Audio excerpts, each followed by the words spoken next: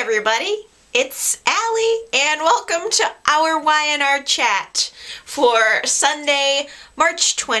Hey, am I having deja vu here, or is Chance right back to square one, like exactly where he was a year ago?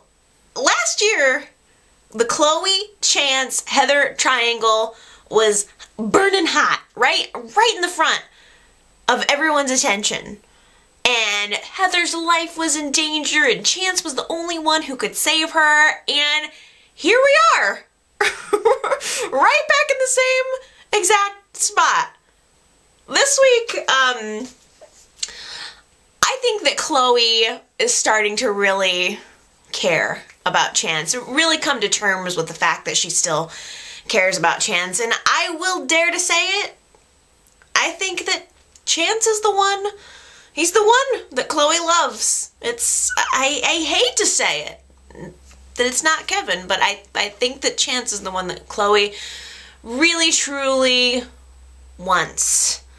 And the unfortunate piece of all of this is Chance loves Heather. Why? I don't know, but Chance loves Heather, and he was loving Heather a lot this week. Nakedly. Very nakedly.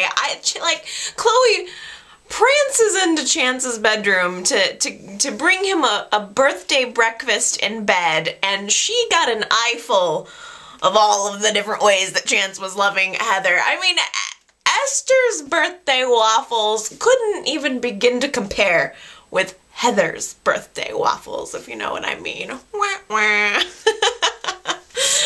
The one good thing that I will say about all of this is that I really, really like having Chloe and Heather pit against each other in kind of a classic female rivalry kind of way. It's mostly because I can't stand Heather, as you all know. But I also I love when Chloe gets an opportunity to get in a jab. This week, everybody's gathered at the Chancellor house for Chance's birthday party. And Chance comes down to a huge surprise that everyone is there, and Heather's downstairs after she's just been upstairs. She's downstairs, and Chance sees her, and he says, "Oh, you're here, you know, you made it." And Heather just kind of coyly says, "Oh, hey, I'd never miss an opportunity for Gina's lasagna." And Chloe looks at her dead pan and says, "You never say no to anything." Which was beautiful. It's so true. I mean, Chloe can criticize Heather really all she wants, but they both jumped right on board both of those wagons, Chance and Ronan. There's really no difference. They both did it several times, although Heather was probably the most intimately involved with both of them. I don't know. I think it's funny, though. I enjoy watching the little rivalry, especially since the guy that they're fighting over doesn't seem to be the same guy that he was a year ago, and maybe that's what the twist is. Maybe that's how it's different than it was at that time. The all-new Chance, he's kind of dark. He's kind of sarcastic. He's mistrusting. And maybe, just maybe, even a little bit more of a playboy. Hey!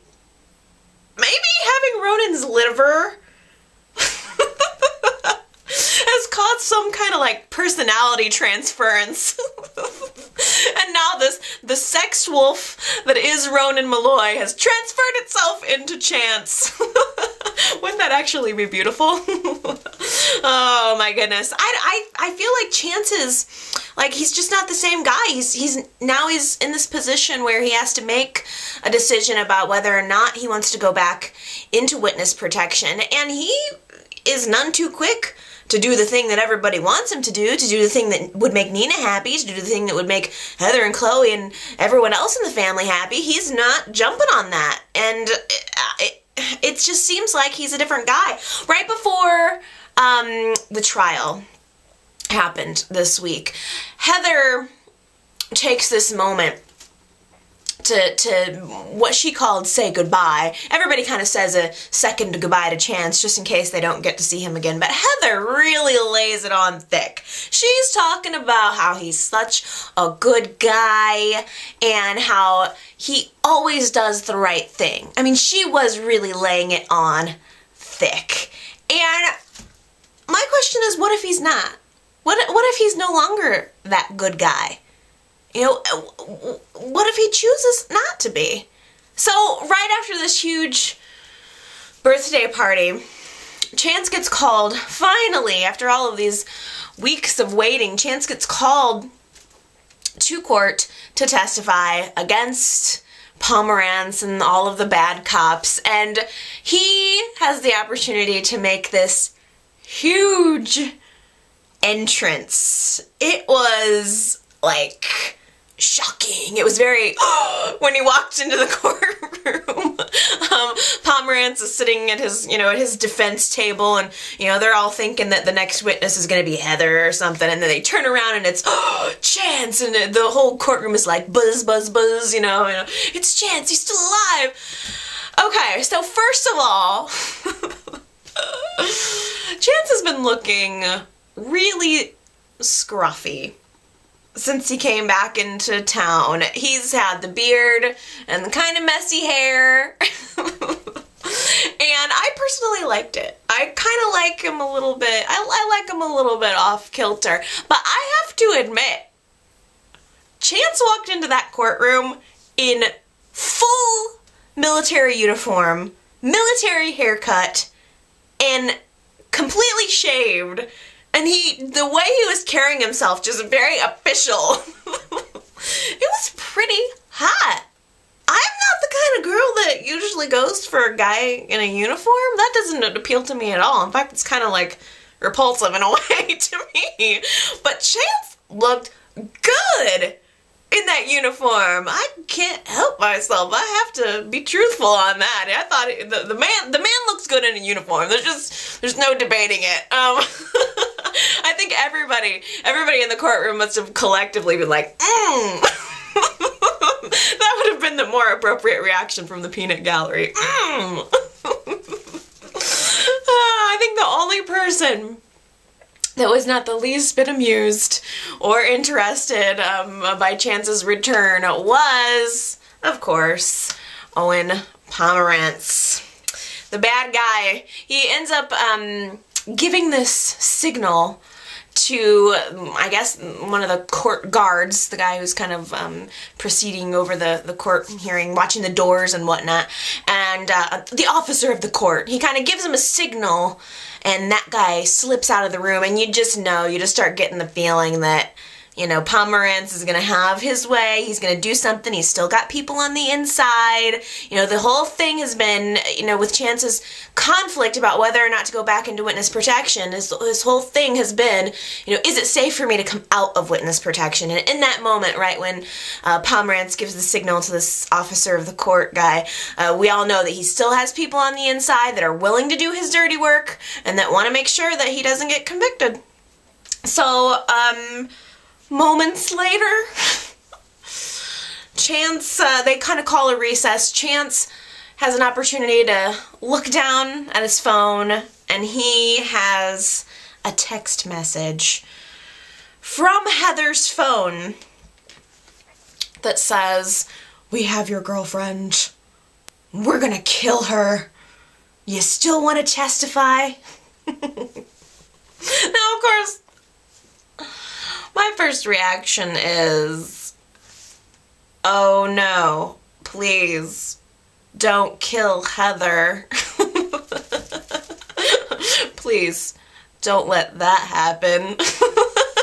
Because I can't stand her. But I'm actually starting to wonder if I might actually get my wish. I stand by it. Chance is not the same guy that he used to be. I think that maybe a year ago, he could have possibly decided to risk everything to save Heather, but I just have this feeling, maybe it's a hope, But a feeling nonetheless. I have a feeling that Chance is not just gonna throw away everything that he's worked toward, you know, getting these guys, these bad guys behind bars, going to the extreme of having to fake his own death, going into the witness protection, waiting all of this time to go to this trial and tell his truth, sacrifice, all of the sacrifice that he's made. I just am having a hard time believing that he's gonna throw all of that away to negotiate with terrorists. I mean, isn't that rule number one of being a cop? I'm having a hard time of seeing him doing it. I don't know, because if it's a choice between saving Heather and taking the stand to make sure that Owen Pomerantz goes to prison for the rest of his life, I tell you what, if I was Chance or if I was me, I would say, give me a stack of Bibles, because right now I'd like to swear to tell the truth, the whole truth, and nothing but the truth, so help me God. Gloria makes a fantastic green goddess, doesn't she? I just love her. She's basically the new Jana, only with a lot more flair. Like, less lasagna, more flair.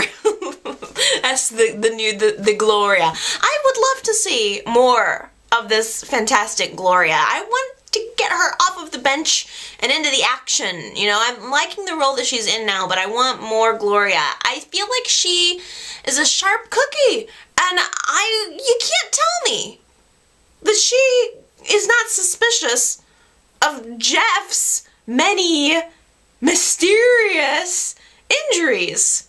Why aren't we exploring that side of it a little bit more? I mean, Jeff has a broken arm, he has had a black eye, now he's missing a tooth. For crying out loud. At what point does Gloria start catching on? And if Kevin isn't careful, he's gonna start matching Jeff. They're gonna have matching missing teeth. I mean, it's a ridiculous situation. I'm not happy with the situation. I'm not happy with Angelo and his little dog, too.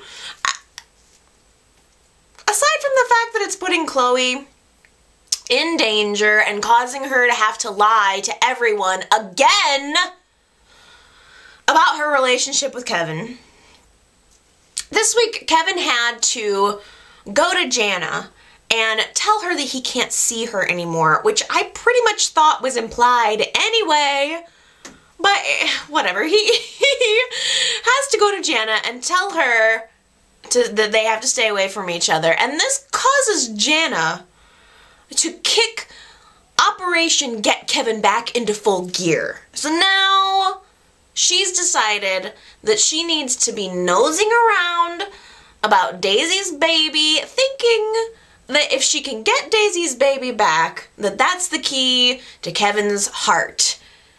And which is totally irrational thinking for the one hand. For the other hand, she's just opening up this can of worms that she's not going to be able to put back, you know, and it's not good. So Jana goes to the church where Daisy left the baby, and miraculously at the same time that Jana is there, there is this other mother who's there saying a prayer. And from what I can glean, this is just my interpretation, this other mother also happened to leave a baby at that same church at around the same time that Daisy did. So my guess is that this other mother, who we saw follow Jana out the door after you know, Jana goes there to ask the priest if he's seen any babies. He says no. Jana turns around and leaves, and this other mother follows her out the door. And my impression is that the other mother is going to follow Jana home, start thinking that Jana has the baby and that Lucy is actually her daughter. And I think that this other mother is going to wind up trying to get, you know, Billy and Victoria's kid taken away from him. If she is missing her child and thinks that that's it, she's going to start going after that child. Billy and Victoria are guilty because they got the child under suspicious circumstances, so they're not really going to be able to fight it off, probably with, you know, guiltlessly. So, what a mess it's going to become. And the only thing that's going to be able to clear up this entire mess that Jana has created is gonna be, ding, ding, ding, ding, ding, a paternity test. Yes, that's right. As soon as Daniel realizes that Victoria and Billy are in this mess and that Lucy could potentially get taken away, he's gonna have to fess up to being her father. And not only that, but he's gonna have to live with this difficult decision that he's already had to make. He's gonna have to make it all over again. You know, do I want to be a dad to Lucy, or do I want to let her stay with a family who loves and cares about her, and let her continue to be raised by Billy and Victoria? That's gonna be his whole conflict. Like, I'm probably getting a little bit ahead of myself, because I feel like, wait a minute, did I just totally predict the next 6 months of that storyline right out of the gate? No, you weren't having a terrible nightmare. A terrible, terrible nightmare. Victor and Diane really did get married. Ugh. It burns. I still don't understand it. Still don't understand why Diane is doing this when she's clearly in love with Nick. I mean, why sit around and fantasize about the time you made love to Nick on Victor's living room floor when you could have had Nick. You could have had the real thing. There was nothing stopping her. She had several opportunities to seize the day with Nick, yet she still chose Victor. That's why I'm having a real hard time connecting with you, Diane. I'm not understanding your choices. Now it's just too late. Nick looks like he wants to lose his lunch every time he looks at her. There's no going back.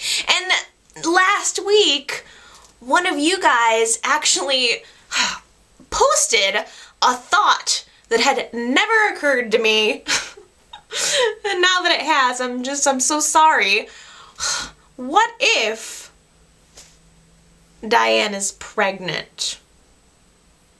Because she could be, number one, she could be pregnant with either Nick or Victor's baby. Number two, another layer, what if she wanted to get pregnant? Because I tell you, I've been having a hard time understanding where Diane's head is, but I tell you what, even if she wasn't able to get around Victor's prenup, she damn well knows that squeezing out another Newman kid would, at the very least, secure her a place in Victor's will. Oh, Nikki. Off the wagon again? That's a real bummer. A real bummer. I can understand she's devastated on many levels. Not only does she have to deal with the fact that Victor has married Diane, which is even hard for me. But now she has to deal with the fact that she has been building her whole life. She's been rebuilding her whole new self around Deacon, and he betrayed her. Just sigh, just infinite sighs for Nikki. I hate seeing her struggle. I hated seeing her take that first drink. You know, what is it they say? If you never take the first drink, you'll never drink again. You know, and she did. She just struggled really a lot with that first one, and ultimately she just gave in. And at least she didn't sleep with anyone this time. That, who knows? I mean, when Nikki gets drunk, Nikki is very, very irrational. And I just feel like Nikki's gonna need to learn how to pick herself up on her own this time. That's the only way that it's gonna stick. She has to learn how to do it herself. It can't be based around, you know, her sobriety and her self-worth, for that matter, can't be based around Victor. It can't be based around Deacon or anybody else. If she needs a friend, if she needs somebody to hold on to, let it be Catherine. Catherine was so close to saving her this week. There was a I was really, really engaged in that moment. It touched me, where Nikki It was before she took her first drink. And she has this little moment where she's holding her cell phone in one hand with Catherine calling on the line and the bottle in the other hand. And she has to make this decision of which one she's going to go with. And just in one sweeping moment, she tosses the cell phone aside and goes for the bottle. She decides to crack open the bottle instead, and it was very sad. I, for one, like, am having a hard time believing that Nikki is a vodka drinker.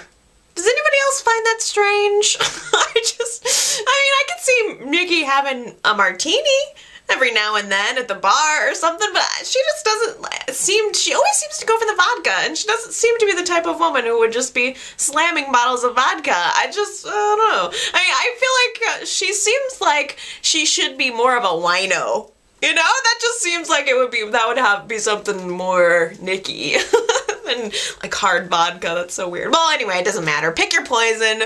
Makes no difference whatsoever. Nikki is drinking again. She's hiding it from everyone. And as much of an ass as Deacon is,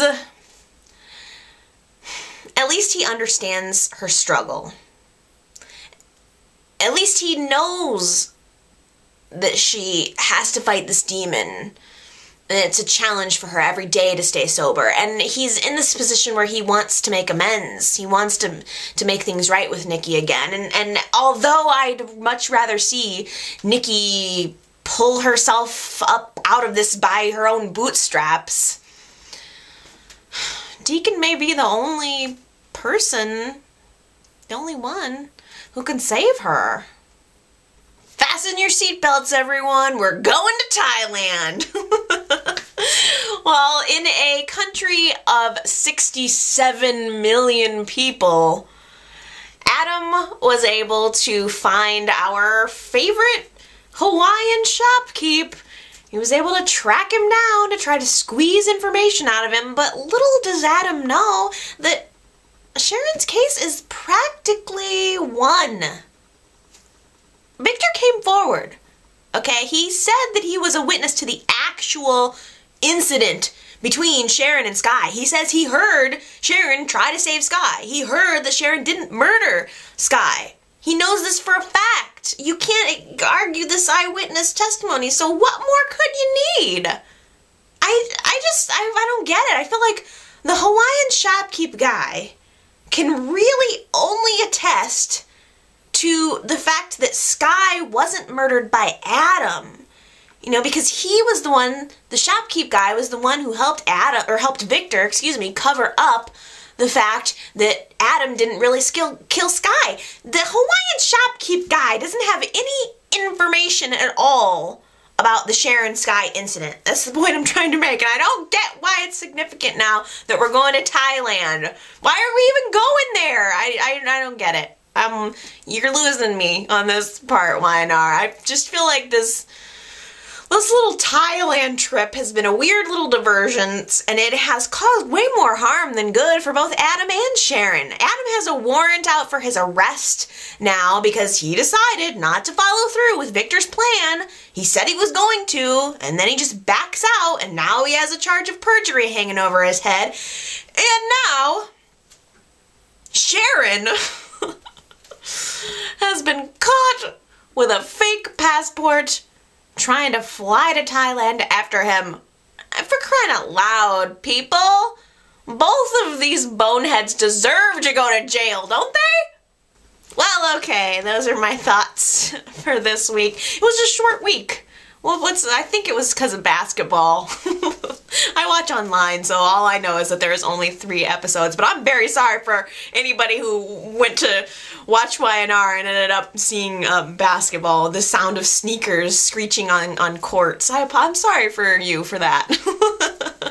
March Madness. It only comes once a year, but it's maddening. March maddening. But either way, we still had, 3 good solid episodes, and next week, I think we're gonna be back to full-time shows. I hope so, man. It was, you know, it's like I went to see that there was only 3 episodes and I was like, aww, like ruined my whole weekend, or threw my whole weekend off at least. I was expecting to have 2 more hours of Y&R, but oh well, I'm sure we'll be back on target at some point soon. So I hope you guys enjoyed the show, even though it was a shorty, and I guess this is a little bit of a shorty chat for me this week, but that doesn't mean that you can't leave me a comment. There's still a lot going on, and I'm really looking forward to hearing what you guys have to say. You give me, like, the best ideas. You guys plant little seeds into my head that would I can't even tell you, they would so never be there otherwise. So please leave me a comment, rock my world, let me know what you're thinking. Otherwise, tell you what, I will be back next week to chat about the show, hopefully for 5 episodes, and it'll be fun. We'll catch up, we'll dish on all of the storylines, and I'll give you all of my love then. So, but until then, here's a little bit of love to tide you over until next week. Mwah, mwah, mwah, mwah. I love you guys. I'll see you next time. Bye!